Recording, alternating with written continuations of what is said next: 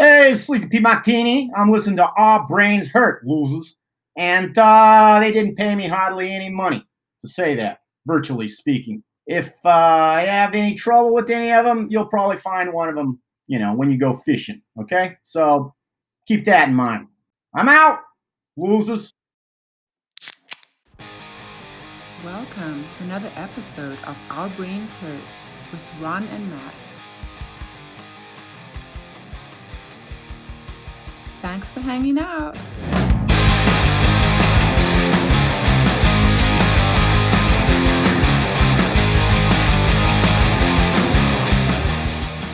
All right, so our guest for this episode is the personal assistant for the one and only Mr. Sleazy P. Martini, manager of one of my favorite bands of all time, Gwar. This is Don Drakulich. Don, thanks for coming on. Oh, you're welcome. Good to be here. You're a Virginia person, right? You live in Virginia? Right. Yeah, I'm up in Maryland, but Matt is a Fredericksburg, Virginia guy. Yeah, I'm not too far north of you. Yeah, are you still in Richmond? Yeah. Cool. I mean, Chesterfield County now. Okay, yeah Richmond enough. Close enough. Yeah, so Matt and I both play in punk bands, and we started this podcast a couple months ago. And Gwar has come up so many times because I personally have seen Gwar more than any other band. You know, I had a friend in high school who was a metal fan, and he would bring me to a couple Gwar shows, and I just got hooked.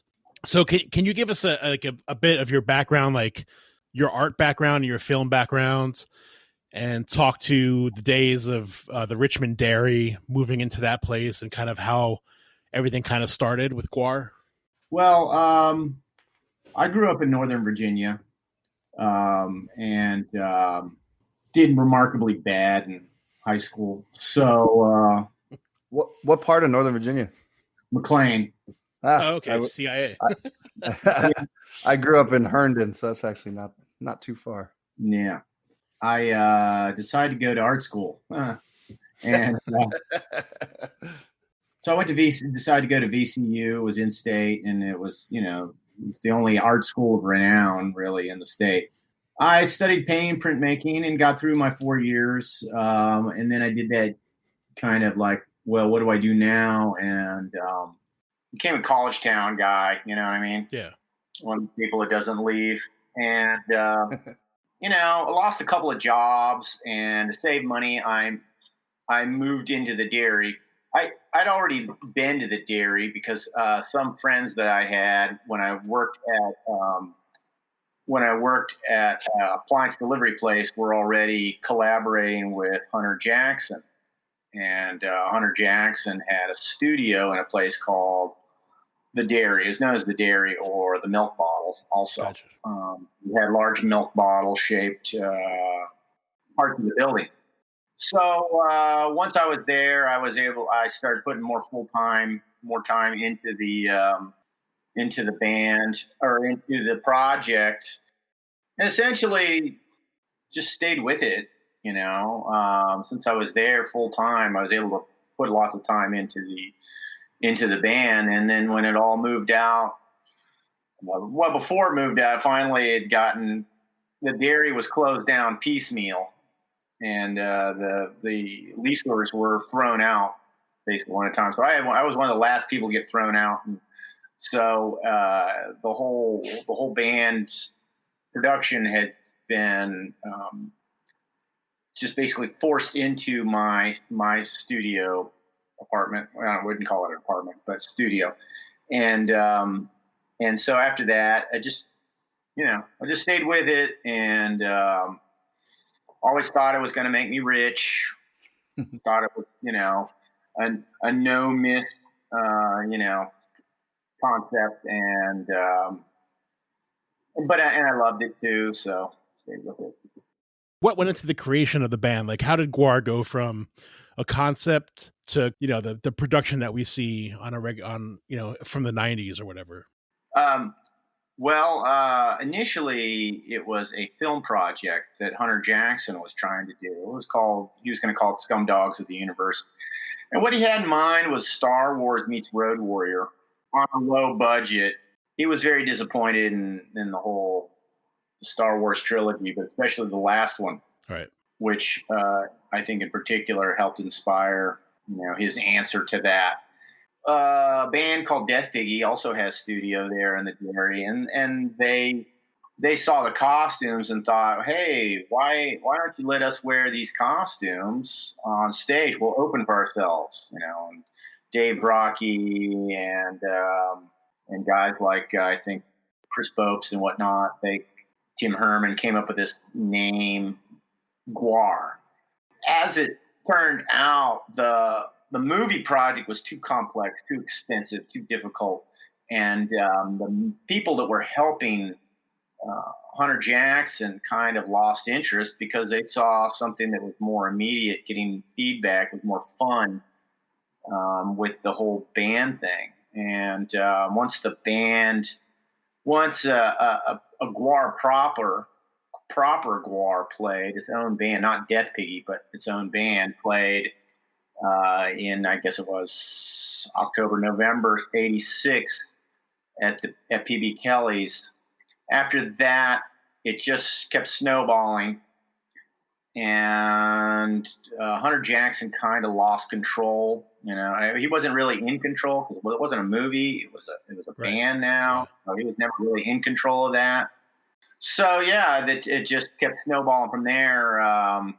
Once that first band or that version that played the PB Kellys was just sort of a temporary bunch of temps put in place. And then for the Hello album, that's when Dave went out and recruited a proper band, real permanent lineup. And that was Steve Douglas, Rob Mosby, Mike Bishop, and Dewey Rowell. And that became the first official lineup of Gwar in '87, I guess it was. '87. And I think it was '87, late '87. And then, and then we did the album in New York with Kramer and the Shimmy Disc. And then ever since then, it's just basically been, piecemeal, people coming, people going, people added, people dropped. So that's where that's at, is. Yeah. Yeah, you guys have had a ton of different members over the years. Yeah, certainly. Yeah. It's amazing how Gwar has been able to keep the whole thing together essentially through, a countless amount of people coming through. They've managed to keep it relatively the same, even with deaths and stuff like that happen. Yep. It just keeps limping along. Everybody inside and out, we're always wondering, when's this going to end? Yeah, the legend will never end. Die anytime soon. They just won't die all at once. They just die one at a time. Not enough to make a difference. How was the Sleazy P. Martini character created? What were some of the influences behind that? Well, initially it was just kind of like a real thrown together character that was supposed to be a manager. I more or less think it was sort of a Dave Brocky idea, or was it Hunter Jackson? Because he kind of, this stuff gets thrashed out in kind of brainstorms and during comic book sessions. And but initially the character was played by Michael Moore. That only did that once, and that didn't have a great result. And a guy named Tim was the second, and they were both not Sleazy P. Martini. They're called Sluggo P. Martini. Okay. So initially the name was Sluggo P. Martini. And then we decided, well, we'll bring the character back one more time. And I was hankering to get on stage any way I could, be an artist. And so I decided to do it. And I renamed the character Sleazy instead of Sluggo. Yeah. Initially, I played him kind of like just the disco douchebags I remember back in Northern Virginia. It was more or less modeled. That hair was modeled after cops I remember getting pulled over by in Northern Virginia. I remember getting pulled over by one cop, and they asking you all those kind of redundant insult, those questions that are meant to insult you, kind of, get off on that, treating you like a child, you know why I pulled you over.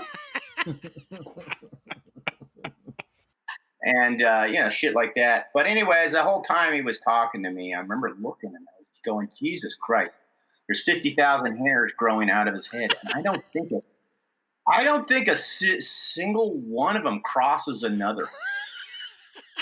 You know? Yeah. How do you do that?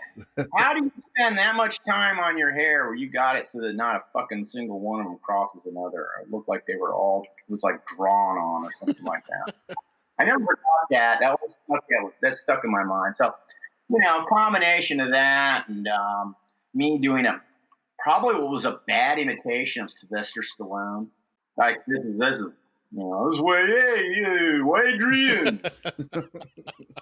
That was my idea of a Northeasterner, some kind of Italian cheese ball, and that was my stupid concept of one. But it slowly the accent flattened out, it thinned out, and it just became a kind of a generic Northeastern. But it was influenced by a lot of my brother, our drummer Rob Mosby. Tony Clifton. Right. Yeah. That's one that it reminds me of a lot. Like the Tony Clifton character.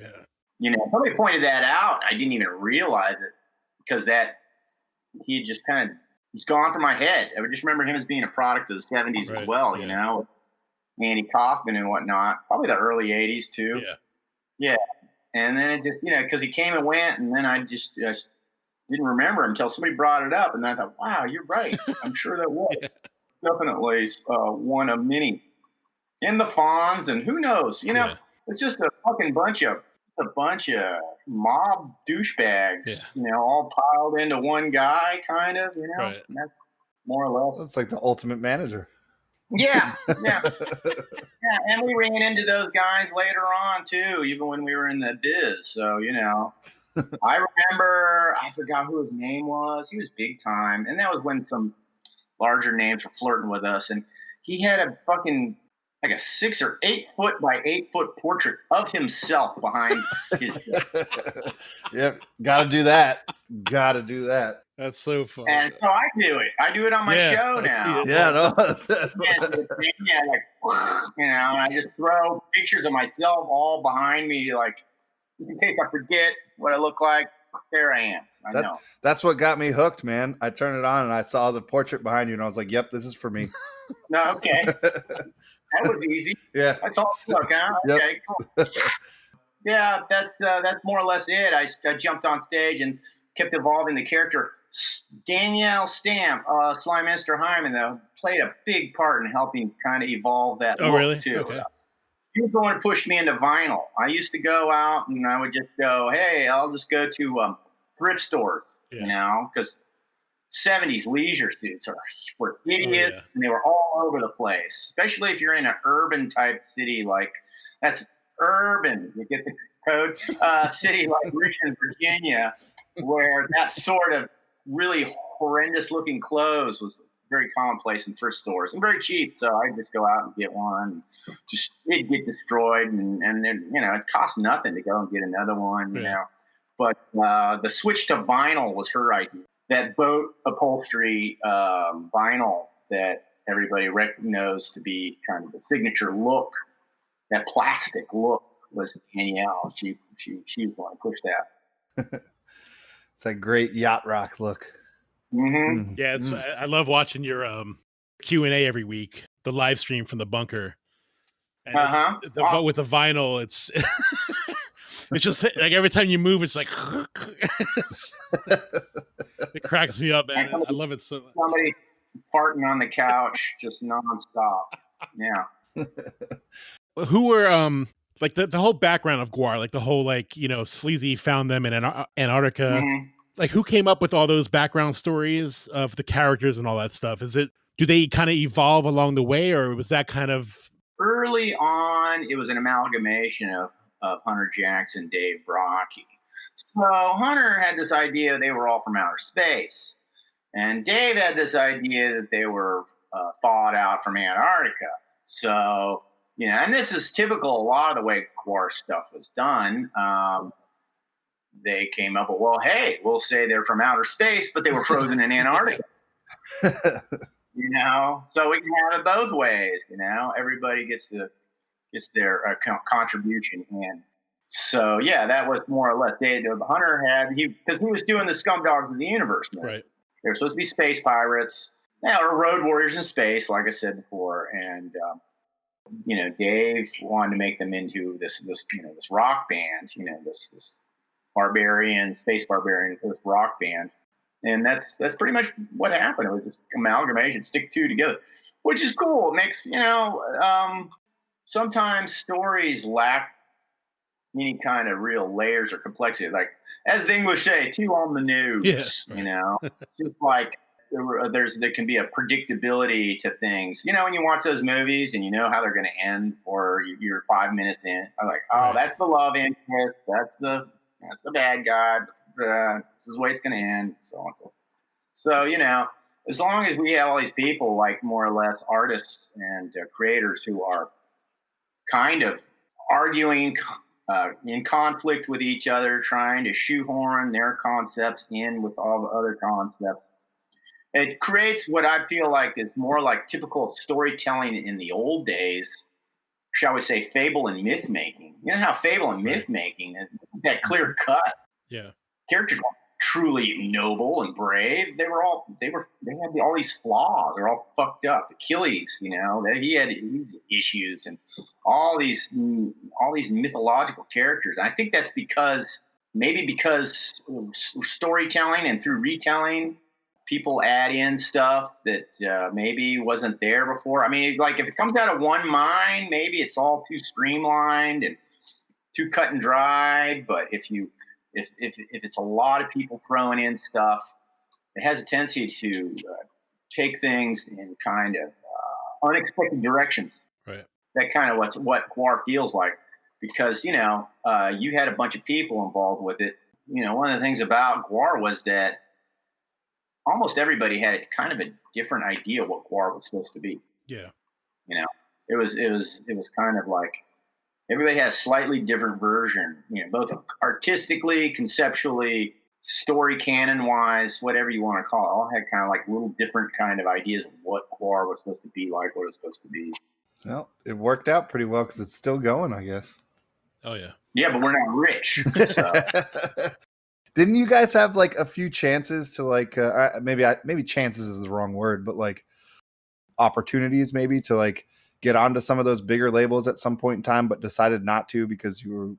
No, it was more along the lines of just bad choices and missed opportunities due to not being, chance favors the prepared mind. You've heard that. Yeah.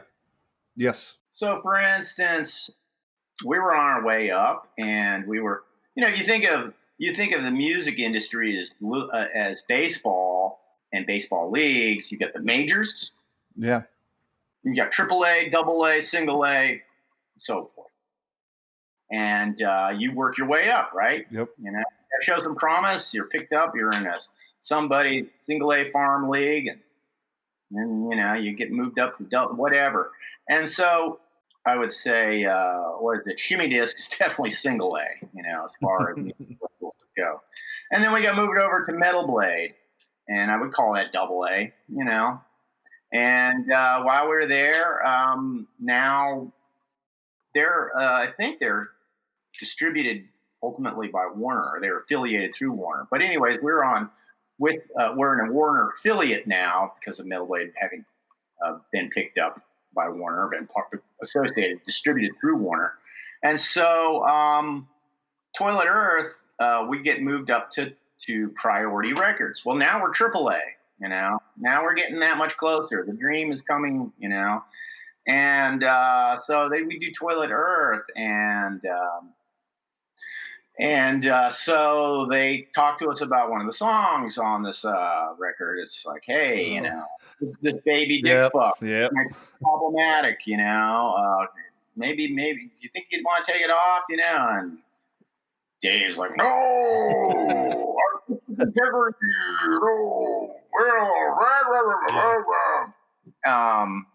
no, so like he can be pretty convincing, and I go along with that. It's like I'm in favor of being freedom, artistic freedom and whatnot, and not compromising and stuff like that. Well, I'm picturing it from the point of view of PMRC trying to shut us down, and the religious right, coming after us, which they were kind of making a lot of noise at the time. But that never happened. That never happened. So we refused. They print 70,000 albums ordered. We chart on Billboard Top 200, which, considering you're a rock act like that, there's a chart at all. I mean, God, how many bands are in America right now with a record? Yeah, a lot. 2 million? Yeah. Maybe more. And, you make it 200. What are you? You're in the what? 0.1%? Oh, hell yeah, for sure. Yep. Yeah, easily. So, I think back now on that, like, that was rarefied air. And so we were real excited. So we shipped 70,000 copies. We're now charting 168 as in our debut. All excited. Almost as quickly, 40,000 records come right back. Walmart tells us, baby dick fuck, no thank you. We're not interested. And so it never became we never able to hold this kind of like sacred ground of artistic integrity, because it was just a pure financial. So it's like, Walmart, we're Walmart. We're not carrying a pedophilia extorting song in our at our store. Sorry, it's not going to happen. So it wasn't like there was even a choice. Yeah, you can't argue with Walmart. You can argue with Walmart all you want. They're just not stupid. They're not going to put that record in their store. So when you do that, 40,000 come back. Boom, we drop right off the charts. And I think at that point, Priority and Warner Brothers go, oh, well, these guys are different, and they're shall we say, they get noticed. They're provocative. Yeah, let's put it that way. They're provocative, but they don't want to play. They don't play ball. They don't play ball. And and if you're not cranking out something that's so good that it overcomes that, then it's really easy to just kind of walk away and go, Gwar, good luck. No interest. And so, from then on, we just stayed at that mid-tier, that AA level from then on. And the majors never showed really any interest in that. And that, of course, is a big reason why bands go on. Of course, it's a lot of it is talent and the music itself, and then a lot of it also really is just the label themselves, what they push and what they don't push, what they emphasize, what they don't emphasize. I mean, look at the Foo Fighters. Yeah. Mm-hmm. Be honest. Is there anything remarkable about that music? Doesn't that remind you of old Husker Du? Yeah. Yeah. Yeah. Isn't it rehashed Husker Du? But for some reason, you get the feeling like, hey, you look the other way about that Courtney Love, Kurt Cobain thing, and we'll help you out, and sure, you'll be okay. No, it's totally true. Like, there's like 3 or 4 Foo Fighter songs out there, and maybe a little bit more than that I hear, and I'm like, oh, that's a good song, but like the rest of it is it's generic. It's not only generic; it was dated when they hit. Yeah, it was already dated when they hit. No, you're right. They're riding the money train, I guess, whatever you want to call it. Important people said, Foo Fighters, push them. Yep, this is what people are going to hear and pay for. Mm-hmm. And when you sit there and you're like hearing them in during sports shows and thrown in commercials and all these different places, it's just popping up where because it's not like rock and roll, especially metal, punk, alternative rock. It's not like there was a ton of room for airplay anyways. It was already kind of dying out by the 2000s had come around. It was just like, I know that metal bands were already feeling the hurt between the file sharing, destroying the record industry, and the fact that basically I think, Metal is grandpa's music now. Look at us. Yeah. Look at you. You're graying your beard. Look at me. Yeah, Look yeah. at me. You know, I see Gwar shows, and those guys come up to me and say, "Man, I saw you the first time when I was 17 back in 1989. You changed my life." And I look at them and I can see that they're, they hang drywall for a living and they're in their mid 40s, still going to heavy metal shows. And I was like, okay. Change your life, huh? Okay. Hopefully it gets better. But so I mean, it's just the way it is. But what the hell? I got on a kind of a Donnie Downer diatribe there, man, about metal dying out. But be realistic. It is kind of like it is one of the subjects that you can talk about. Actually, is how I talked about it last week, actually, with our guests. Is in the 1950s how they were, the powers that be were trying to kill rock and roll, and you had like the pirate radio stuff off the literal pirate radio stuff off the shore of England and stuff. Mm-hmm.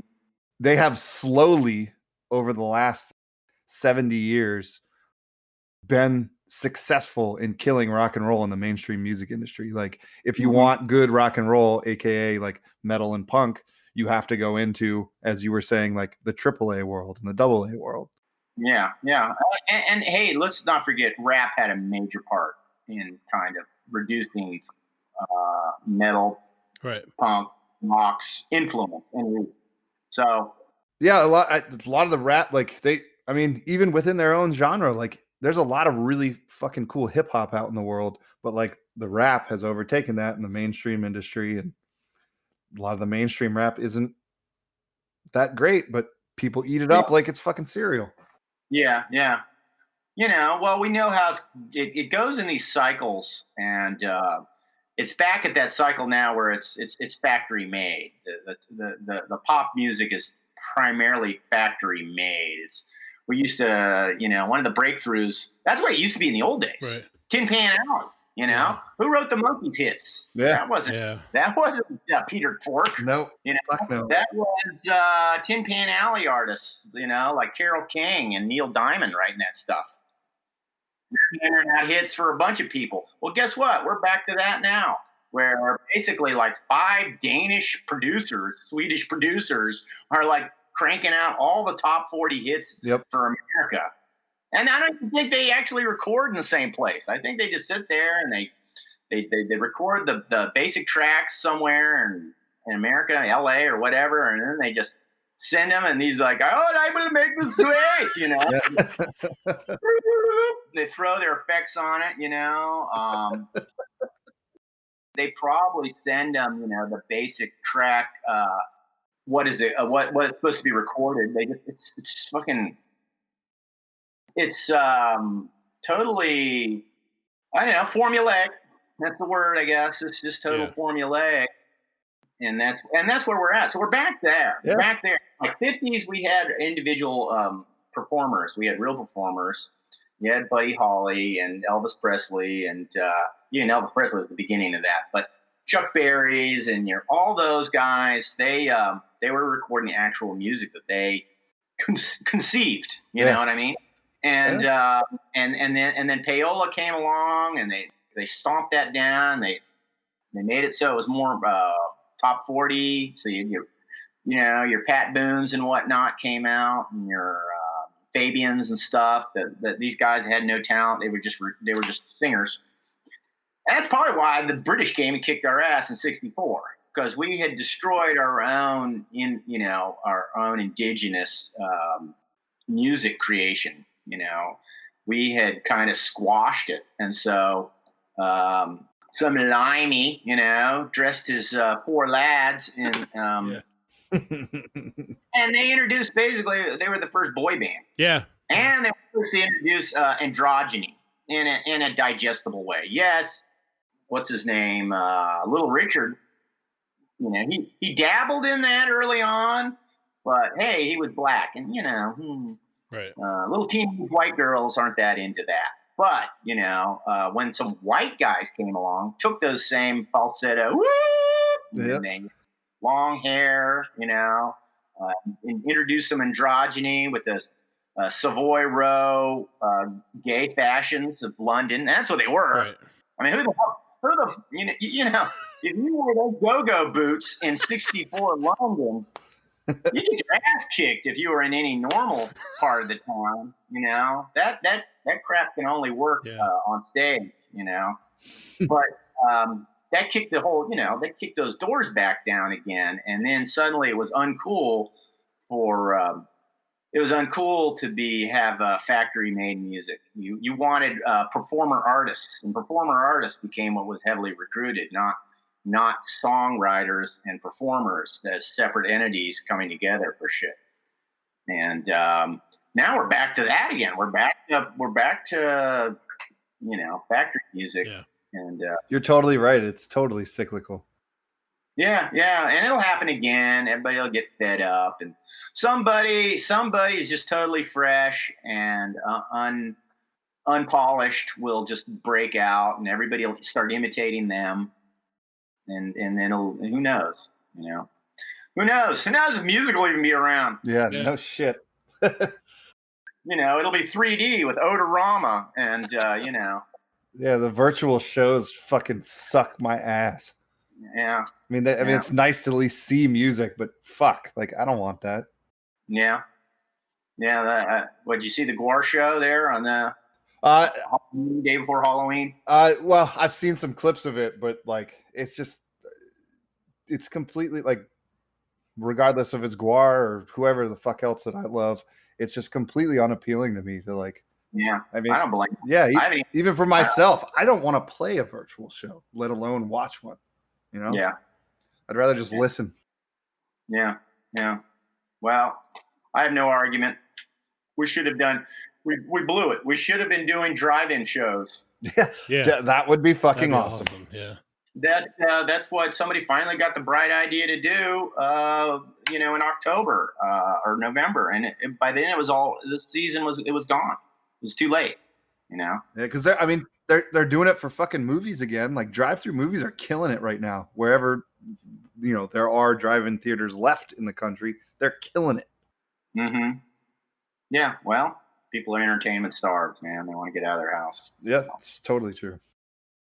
Now let's take a quick break to mention our sponsor. This episode of Our Brains Hurt is brought to you by Snubbed Coffee. If you like great coffee and punk rock, head over to punkrockjoe.com and get yourself caffeinated. You'll find gourmet coffee for sale, punk rock music on CD and vinyl. We have T-shirts, all sorts of merch, different types of coffee mugs. So if you're looking for a Christmas present, a last-minute idea, head over to punkrockjoe.com. And if you use promo code BRAINS at checkout, you get 20% off your order. So punkrockjoe.com for some gourmet coffee. Coffee makes a great gift for friends and family. punkrockjoe.com. Use promo code BRAINS at checkout for 20% off your order. And you are listening to the Sleazy P. Martini episode of Our Brains Hurt. So go over to YouTube and look up Sleazy P. Martini and subscribe to his YouTube channel. You'll be able to watch Sleazy Pictures After Dark and also Live from the Bunker, where Sleazy P. Martini goes live every Friday night and answers your questions, and you could chat with him right then and there. So go to YouTube and find Sleazy P. Martini and subscribe to his channel. Also, check out hyperrealproductions.com. That's Hyperreal Productions with one R.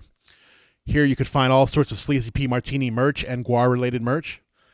There's all sorts of cool stuff, T-shirts, posters, figurines, which are handmade and hand-painted by Sleazy P. Martini.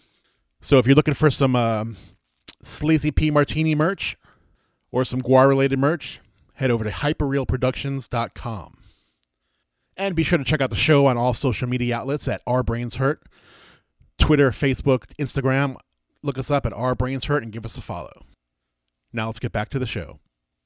People who listen to this podcast already know kind of like what Gwar is all about, but there's nothing like it anywhere. There's nothing like Gwar.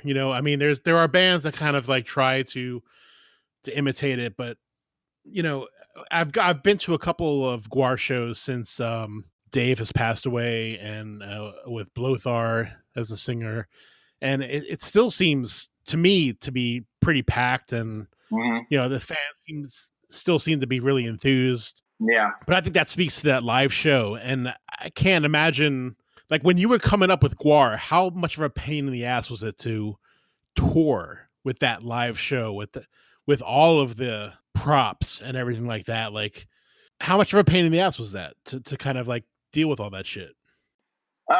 We just made it work. Just made it work. We would have, it's not so much the size of the show, the amount of people that we were taking out on tour. It was like, I think Right. at one point I think we were touring with 21 people, something Wow. like that. And it was just like, you can't make money with 21 Yeah. people. Yeah, no shit. You can't make money for 5. You can't. It's hard enough. Yeah, I know. It's hard enough for 5. Yeah. And so every one of those people, it's another mouth to feed. That's another freaking daily allowance. It's insane. And that was just a kind of, there was a stupid, hey, we won the lottery mentality whenever we would get a little money. Yeah. Advance from anything like labels or merchandise, and we were in this meat-headed communist kind of concept too, about basically everybody being paid the same. That works kind of for a while till somebody looks, just like all communist systems, right? Yeah. You got the third that worked their ass off, Right. the third that worked enough, and then you got the third that hardly work at all. Yep. And the third that works their ass off finally start looking around at the third that doesn't do hardly shit, and they wonder why they're getting the same, Right. Yep. pay, and they become disillusioned and disheartened and frustrated or whatever, demoralized, and they eventually leave. They eventually give it up. The hard workers go elsewhere, and then the system's just left with the medium and the shitty ones. Mm-hmm. And so, not to say that everybody left in Gwar now is lazy, far from it. But a lot of talented people left. People left and moved on for various reasons. It's just like, at some point you said, this has been this super duper great, excellent adventure. But I'm now closing in on 50, and not me, but closing in on 50, and you're just like, right, like I got to do other things. I gotta have something, of my own that I can rely on. Gwar feels like it's about, it feels like the wheels are going to come off every year. How involved are you or Sleazy P. Martini in the current Gwar lineup compared to the 90s? Oh, night and day. I hardly even concept with them anymore. I don't show up to meetings. I don't do meetings very much anymore. Those days are gone. Giant art frat party that we would have that was just every night, which was a blast when we were at the giant studio in 2010 Chamberlain. Those days are gone. So it's just a lot more clinical, a lot more business, a lot more cut and dried, a lot more just stuff like that. And I don't tour, basically. I toured, the last time I toured to any large extent was 2008. Wow. After that, I finally had a kid, and right. I don't want to tour because I don't want to miss any of that. I mean, everybody's got a price. Yep. Yeah. So that number, I ain't nowhere near that number. So I'm just not gonna. To tell you the truth, I didn't like touring much. I liked meeting the fans. Yeah. The show was okay. It was just more of a stressful situation where you're like, because you're running in a million different directions, and you're trying to like, what's gonna fail this time, kind of fear, anxiety in your brain. Is this working? Is that working? Did I remember what to do? This, that, and the other. You're backstage. You only come out. You got 5 minutes. You do your thing, and then you're gone. And then you're backstage running around. Yeah, there's so many moving parts to a Gwar show. It's crazy. Yeah. Yeah. Speaking of that, what does it take to book a Gwar tour? Like, do you have to like have all these prerequisites with the clubs, or like do you Sure. go into blind with them sometimes and they're like, oh my God, I didn't know what I was getting myself into? No, we've been doing this a long time, and we've been doing it with, what is it, Morris Agency, Scott, what's his face? I can't remember his name. He's been booking our show. So, people are familiar with the rider, situation and the contract requirements. A lot of the same clubs over and over and over and over again. I mean, god damn. Play the same club in Columbus and the same big Agora in Cleveland and the freaking Electric Factory in Philadelphia. And it's always these same clubs. So they're real familiar with us. Yeah. They're real familiar with us. They know what to expect most of the time. Or would they expect you guys to clean up, or how did that whole thing work? No, we never cleaned up. That was never. So it was basically the clubs who were like cool with the cleanup afterwards that you kept playing over and over and over again throughout the. Yeah. Most clubs. In fact, very rarely in America do any clubs have any issues with cleanup. Oh, nice. Yeah. I think in a couple places in Europe, a couple times we caught off guard, and they would put up a lot of plastic in some clubs, to deal with it. But generally speaking, that was saying, hey, that's your problem, man. I mean, what's the difference between fake blood and beer? Yeah. I'd rather deal with fake blood. Exactly. It's just food dye and water. Beer stinks, It was always kind of like this like daydream of mine to like see like a Gwar show where the club didn't know what they were getting themselves into. Mm. And then see like the aftermath of it. Yeah, generally, I just visually, I remember, because I'd be breaking down the show afterwards, and it's just always guys with scrub brushes and squeegees, and they're just pushing busted up plastic beer cups and red food dye towards the middle of the floor. And a lot of times there's a drain down there, usually, but not always. Crowd soaks up a lot of it. It's a good crowd. Yeah. Crowd soaks up a lot of it, or if not most of it. So I may have soaked up a bunch of it myself at one time or another. Yeah, it's funny. The first time I went to a Gwar show with my friend Tom, who runs a punk rock record label with me, we're always like, every time we go to a Gwar show, we're always like against the stage right up front. And the first time we went, we just got, obviously blasted with everything. On the way home, we went to 7-Eleven to get like a big bite or some shitty hot dog or whatever. And I just remember the guy was like staring at us like, you guys okay? Like, what's going on? It's like, no, we just got back from a Gwar show.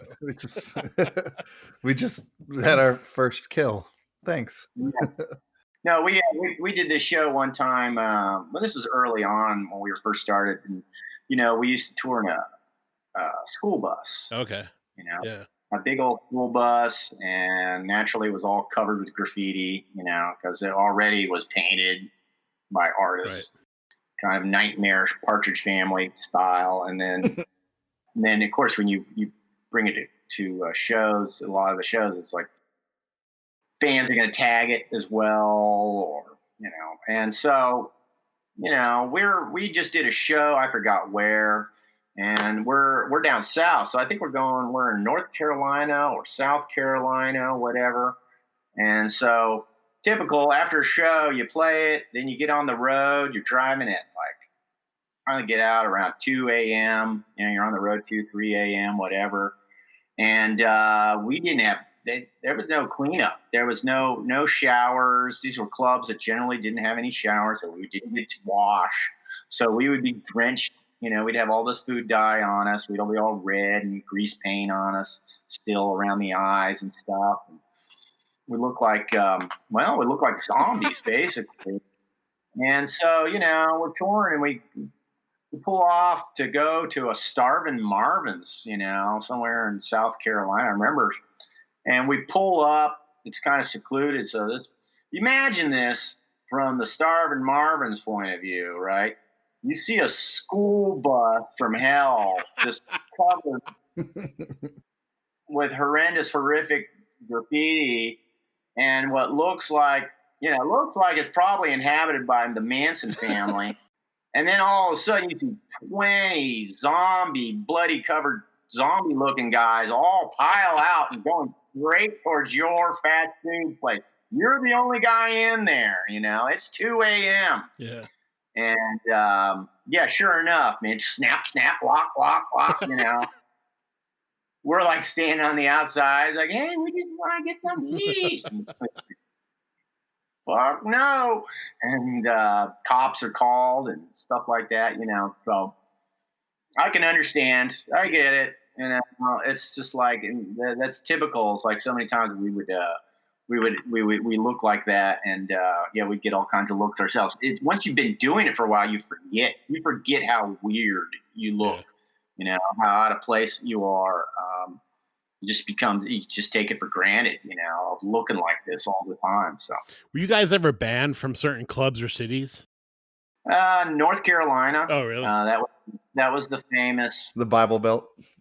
Yeah, it was the famous Dave Brockie phallus one. Oh, We did a show in North Carolina, and at the time we had this character, Father Bohab, and he had a big rubber butt, and we'd turn him upside down, pull his pants down, and shove all these things in his butt. Apparently, somebody got wind. I heard secondhand from somebody a friend of mine deep dived into the area. Apparently, it was kind of a rivalry being worked out between two club owners. Oh, really? So one kind of swatted the other. Okay. Apparently, one of them got swatted by the other just to screw with him. And the technicality was, I think, it was some sort of 18 and above entertainment in a situation where there was underage or, all ages or something like that. Some sort of technicalities like that. But anyways, that ended up going to trial. Yeah, the judge, so they confiscate this, the rubber cuttlefish at Cthulhu penis. They take Dave Brockie in to be processed. Well, later on, we have to, they had the court case months later, and I shit you not, the judge assigned to the trial his name was Richard Boner. Get the fuck out of here! Are you serious? Yeah, you can't make this shit up. No, you can't. And naturally, his reaction was, "Get this shit out of my court." I don't want to go down. You'll be a national laughing stock if you're Dickie Boner. Yeah. And you're having a case over rubber penises. I mean, yeah, the guy's like, get this shit out of my court. So we won, and but they were banned for a year from North Carolina, anyways, for that. Wow. And England had no sense of humor. Yeah. So they kind of they were trying to run around and get us banned from various clubs. One came over. It was like basically, I don't know what, but the tabloid hype kind of backfired. It was like they had some big articles in something like the Sun or something like that. And it was almost like they were reporting the whole show as if it was reality. Yeah. Heads are decapitated, not mock decapitation. No, just the word decapitated. Right.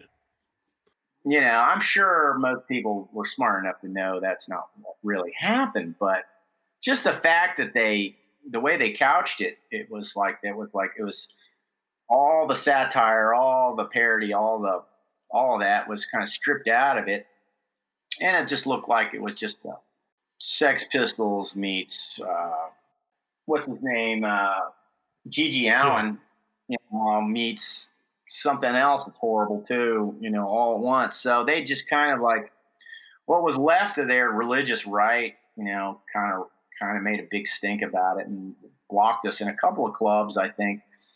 And but that was an eye opener because I thought England would be less likely to do that than just about any place in the world. Right. I thought that England would be more open, and as it turned out, it kind of the whole tour in Europe kind of changed my perceptions. Germans are always depicted as humorless, but they love Gwar. Yeah. They get it. You can tell they're into cheese. Yeah. They understand and enjoy good American cheese. That's why they love Baywatch. Yeah. David Hasselhoff. Yeah. He's a crap. god over there. Right. Yeah. They get it. That's not like they don't get, it's not like they're missing the irony. Of course they get it.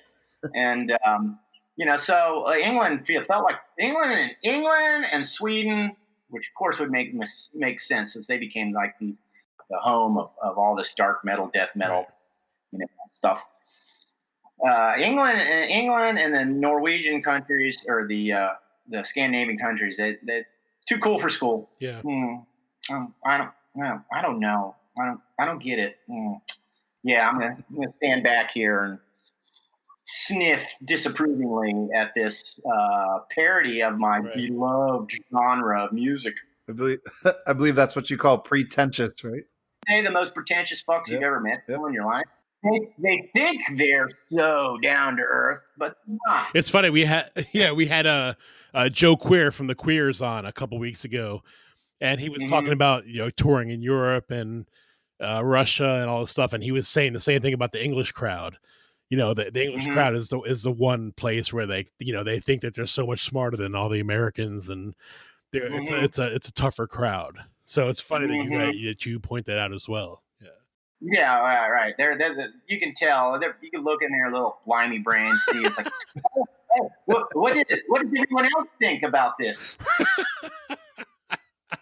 No, then I know. Right. Metalheads in general have a tendency they take the genre too seriously because they wear it like a badge. Yeah. They wear it like a freaking badge. They're worried that it's gonna die at any moment. And they're like Christians, in the middle of deepest, darkest Africa as missionaries. They carry that cross on their shoulder. Oh, nobody else likes us, but we don't give up. We'll never stop, metal forever, and and you got to hand it to Gwar. They kicked that fucking door wide open. They kicked it wide open. How many mask bands are there now? Is Gwar not the godfather of mask bands? Have to be. Gotta be. Absolutely. It's not even close. Is it? Close. I mean, even Kiss, and I'll tell you a great story about Kiss. Even Kiss realized, hey, wait, maybe we dumped this shit too soon. Maybe we better get back to our roots. We did a music seminar, new music seminar. I think it was up in New York. And we do these conventions thinking, glad handing these fucking things would help us. Of course, it was a stupid waste of time. But you got lots of free swag. Yeah. CDs and DVDs of bands you'll never fucking like, but you got them for free. So, hey, it's a big bag of it. And, other shit, coasters, T-shirts, all kinds of free shit. But anyways, so guess who we run into? There's Dave and Sly Menster. They're making the rounds in costume. Somebody else came across Paul Stanley and Gene Simmons. Nice. We were there. And this is after they had dumped they had gone costumeless, now for a while. They were still making that work. And so somebody said, hey, why doesn't, Gwar and Kiss, let's get them to take a picture together. Okay. Hey, get in the same picture. And, there's Dave. He's making some big expression. And Danielle, literally, she's actually sticking her tongue out. Yeah. Like that, knowing damn well, like she's paying homage, she's with Kiss, she's paying homage. Right. Well, Paul Stanley and Gene Simmons look like they just smelled shit, really? Man. They got this, look in this picture like they're posing with us. So, and then it wasn't short afterwards, like they must have realized, it's like, oh, wait, this is coming back, Right. The big show is back, and, Gwar kicked that door in for everybody, and even for Kiss. Yeah. Kiss left it. They left it prematurely. Yeah. They didn't trust their own aesthetics, man. I don't know who was behind that. Was that Paul Stanley or Gene Simmons? Probably Paul Stanley, because he thought he was hotter without makeup. Yeah. I'm sure Simmons didn't like being seen without makeup. Holy fuck. Paul was the artist. Gene was the merchandise. Whatever you want to call him. Yeah. Businessman, I guess.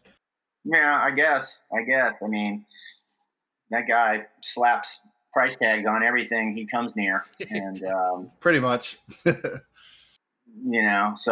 that would make sense. I know that Gene had a fair amount of the concepting as well. Yeah. Oh, there's definitely. I think both of them had like both aspects inside them. One was just more, than the other.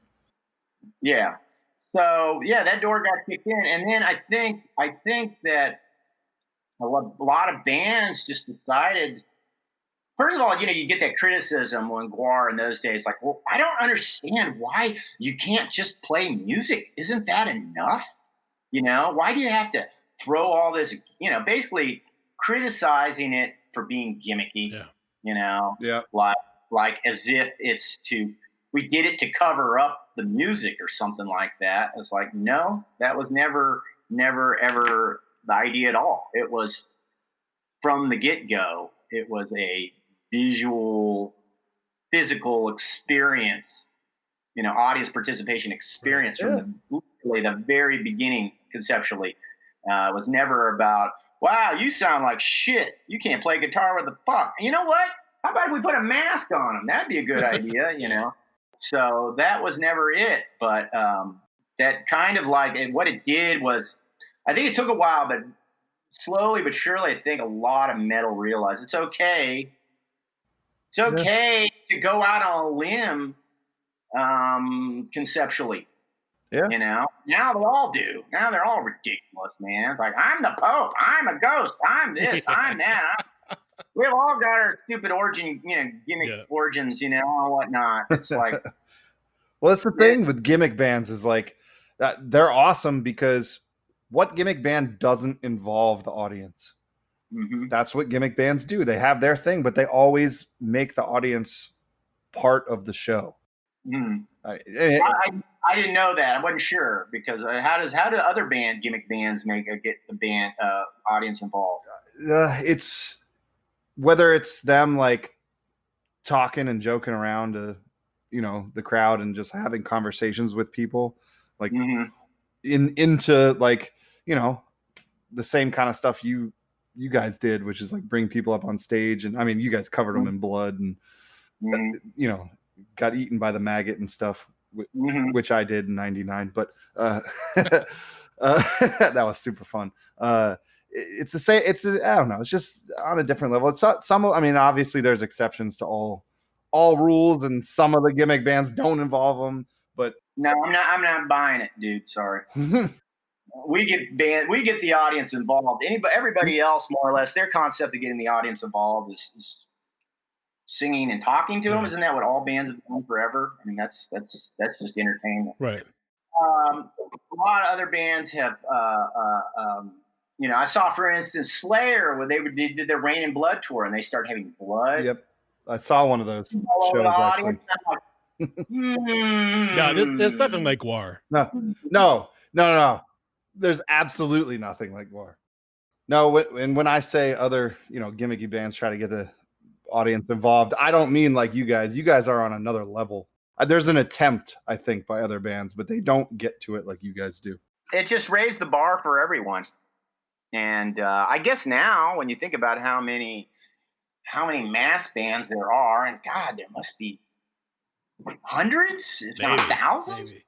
Like I looked up on YouTube. I was like bouncing around YouTube, and you come across something random. And they said the top 41 mass bands of all time, and Gwar was ninth. Who's ninth? Who's won? Who's ahead of Gwar? We started the whole thing, and we're ninth. Well, that's ridiculous. Like the song goes, I'm the motherfucker who started this shit. Yeah. This is the motherfucking things I get. There's no arguing with Slipknot's popularity, right? There's no arguing with that. And I'm pretty sure that was number one. Seriously? But still to be ninth, I think it was. It was like. Did that list consider Kiss to be a masked band? I don't think so. Okay. Yeah. I don't consider them a masked band. Yeah, they're face paint. I mean, it is different. We're a face paint band. Yeah. It's different. We're both face paint and a mask band. Yeah. So. I mean, it's like live. It's a living art experience. That was what it was always about, That was the first show I saw, PB Kelly's, and the audience was a big part of that. Yeah. They were throwing styrofoam boulders into the audience, claiming they were Antarctic glaciers. Haha. We were just throwing that shit all over and busting it up, and we were kowtowing to the freaking stage like rain-washed acolytes. Yeah. We got the humor right away. Instantaneously, the audience and the band realized that this was the we got it conceptually what was going on. Right, this relationship. It's like the idea is that people have tendency to treat members of bands, big time rock bands, like gods. Right. So why not take the next step? Well, what if there were actual gods came down and tried to be a rock band? Yeah. How would they react with the audience? How would they behave? And of course, Dave had a big part in playing that. Had that whole anti-human contempt. That was the attitude that basically was what Gwar. The way they saw the audience. And jokingly, of course, we love our fans, and probably one of the most accessible bands as far as our fans are concerned. For sure. Around. Yeah, it's funny. Matt and I, we met a few years ago, but we grew up in the same area. And one of the things we talked about was how we've been to the same Gwar shows without knowing each other. And one of them was when you guys filmed a video at the 930 Club. Mm-hmm. And I remember, we all had to lay down at one point and all this stuff. And it's just really cool, man. I mean, Gwar is just been such a big part of my music life. And I don't mean to sound like a fanboy, but that's too late.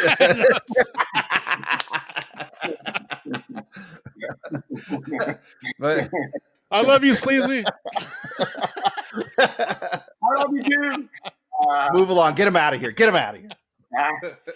No, I totally get where you're coming from, and thanks a lot. I'm a Gwar fan too. I always felt like Yeah. In a way, even there's something weird about being in that thing was that really the members of Gwar are Gwar fans. Right.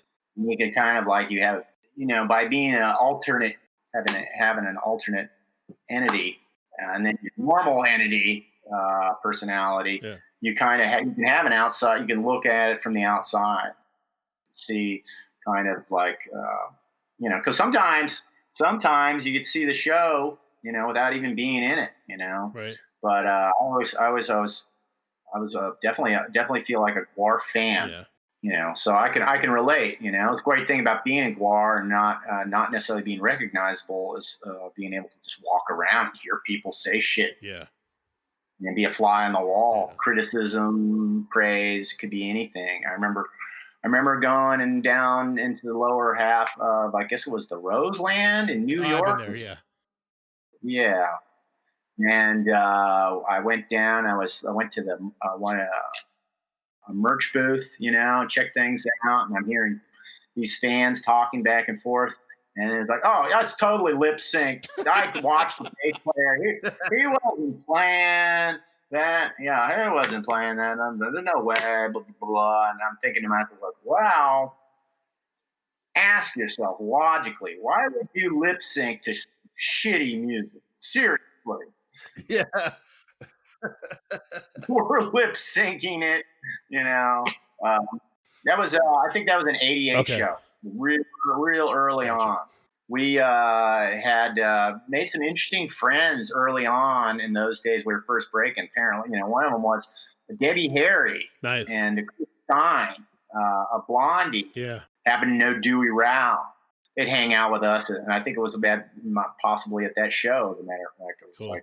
They were there for that. But, you run into all these celebs all over the place, on the way up. Yeah. Did you guys ever cross paths with the Ramones? No. The only time was members of us crossed paths. The Ramones played in Richmond. Okay. Mike Delaney, the original Sexecutioner. He was the Executioner, not the Sexecutioner. And Cardinal Sin. He's always used to talk so proudly how he smoked a joint with Dee Dee Ramone. And these are the things that stay with you for life. Hell It's yeah. the little things, right? It's the little moments in rock, So, Yeah. for me, it's like hanging out with Jello Biafra in, what is it? River City. It's that place, Northern California. But we were at a sauna and Mike Bishop pissed on the fucking sauna. You gotta have that steam. Filled the whole sauna with Pissy steam. stinky urine steam, taking the fall out, And, but there we are. We're hanging out with Jello Biafra, pissing on rocks. And you remember, it's those little things, hanging out with Waddy from Faith No More. Hanging out with him in L.A., guys with Brujeria too. Waddy giving me the lowdown on how they're going to rip you off. Hey, you're up and coming. Wait till you find out. You won't believe it. Remember when that album went, what was it, double platinum? the one that had the flopping fish video. Everybody remembers from him? Yeah. He told me at the peak of that, he said, I made 40 grand one year. 40 grand. Yay. I can do better working at, a Circuit City. It's like, oh. They don't even hide it anymore nowadays. They just tell people straight up, hey, you're fucked. We're going to exploit you. Good luck. Oh, well, they're so desperate to make their money back because the business died. Yeah. They want a piece of everything. Mhm. So they want a slice of the touring. They want a slice of the merch. They never did that before. That was left to the bands. And it still was fucking tough to make it. And they didn't touch the merch or the, they didn't touch the merch and they didn't touch the touring proceeds. Now they want it all. They want to wrap it all up in one big ball. And at this point, you figure the risk they have to take and the amount of investment to make you even kind of stick out in this incredibly competitive, crazy, saturated market. You kind of can't blame them. Can't blame them for doing it. In this day and age right now, there's never been a better time to be in a tour. Yeah. Never been a better time to be. It's never, but everybody's doing it. So, hey, I can be a global star. All I got to do is put something up on YouTube. Yeah, and it's true. What music do you listen to? Like, say you're in your car. What do you put on the radio, or what kind of conservative rock radio if I can get some, and then after that, I get mad. I just fucking get mad. I sit there and I listen to classic rock station because I don't really like anything else. So it's the least disliked thing I can find on my radio. Okay. Yeah. And I just telling the story several times the last couple of weeks. And it's like, I always remember when I was a college student and XL 102, I don't think they called themselves classic rock at the time, but it was classic rock at the time, 80s. And they had this countdown, the top 300 rock songs of all time, and I remember they were exactly all the songs you would expect. Right. And I remember them going through these songs and I was going, God, what a disappointment. And that was it. They created a cart tape from that and they never got away from it. Never, ever, ever got away from it. It just those same 300 songs. And they've been pounding that in my head for 30 years. It's like, Radar Love, here we go. Whole lot of love and oh, goodness gracious. I can't wait to hear that again. And, on and on. Yeah. And oh my God. And I'm like pounding my steering wheel. It's like, come on, you can play Ted Nugent. Just dig a little deeper. How about Stranglehold? Yeah. That was kind of a hit. Just go back a little farther, just damn. So, to be honest, I don't follow music unless I come across something by happenstance. I don't follow music. And let's face it, I'm sure this is a way for you. You found How often do you spend money on music nowadays? Honestly. Not often. I mean, yeah, it's all streaming. Exactly. You hit it kind of after 25, after 25, I notice everybody's sort of like, You want to see the last thing I bought? yeah, all right. The Gwar 30th anniversary, Scumdogs of the Universe. Nice. Badass. That's a good set, man. I mean, at least as far as the what you get, it's cool. Oh, hell yeah. Autographed picture. Yeah. Well, we've been chatting for like 90 minutes now. We usually try to close things out by now, but I wanted to give you a chance to plug anything you wanted to plug. I know your YouTube channel. If you could plug my YouTube channel primarily, that'd be great.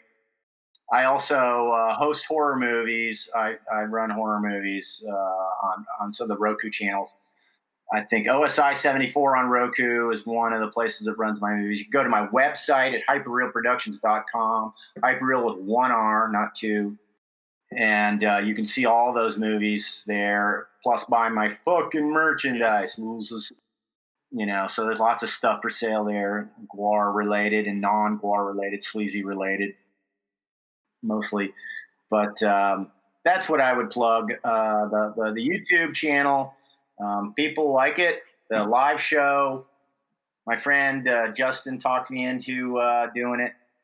And I don't know why I didn't start sooner, but it's definitely helped me sell more shit. So, yeah, and I'll add all those all the links to everything at the on the podcast. That'd be great. Don, yeah, thank you so much. It's been a pleasure talking to you. Yeah. And where do you play this? I'll send you the link. I'll publish it on Wednesday. I'll send you the link ahead of time. It's available on all streaming platforms. So YouTube would be one of them, I assume. Yeah, and I'll send you all the links. Okay, great. But thanks so much, man, and Merry Christmas, Happy New Year. Okay. Well, great being here, Ron. Nice meeting you guys. Yeah, thank you very much, man. Nice meeting you. All right, take care, man. Bye. Later. All right, bye. All right, thanks for hanging out for another episode. Be sure to check out the official home of Sleazy P. Martini at hyperrealproductions.com. That's hyperrealproductions.com with one R. You'll find the link in the podcast description. There's all sorts of great stuff there, Gwar-related and Sleazy P. Martini-related merchandise, T-shirts. You can get a personalized video from Sleazy P. Martini. He has awesome handmade figurines that he makes and paints. All sorts of great stuff. So for everything Sleazy P. Martini, check out Hyperreal Productions. And again, be sure to go to YouTube and find Sleazy P. Martini on YouTube or subscribe to his channel. He does Sleazy Pictures After Dark, and he does a Q&A live from the bunker every Friday night. You can get on there and chat with him live. Check those two things out, hyperrealproductions.com for some Sleazy P. Martini merch, and go to YouTube and find Sleazy P. Martini on YouTube. I'd like to say a thank you to our friend Jen out in LA. She's the one who came up with our logo and our artwork for the podcast. And she's also the voice you hear at the very beginning introducing the podcast. She has a lot of cool merch for sale as well at stupidradmerch.com/Gentois. That's JENTROIS. stupidradmerch.com/Gentois. And also be sure to check out a zine that she's a part of, Crap Nation. You could find that on all social media channels at Crap Nation. It's a really cool, old school Xerox style punk rock zine. So be sure to check out Crap Nation on all social media outlets.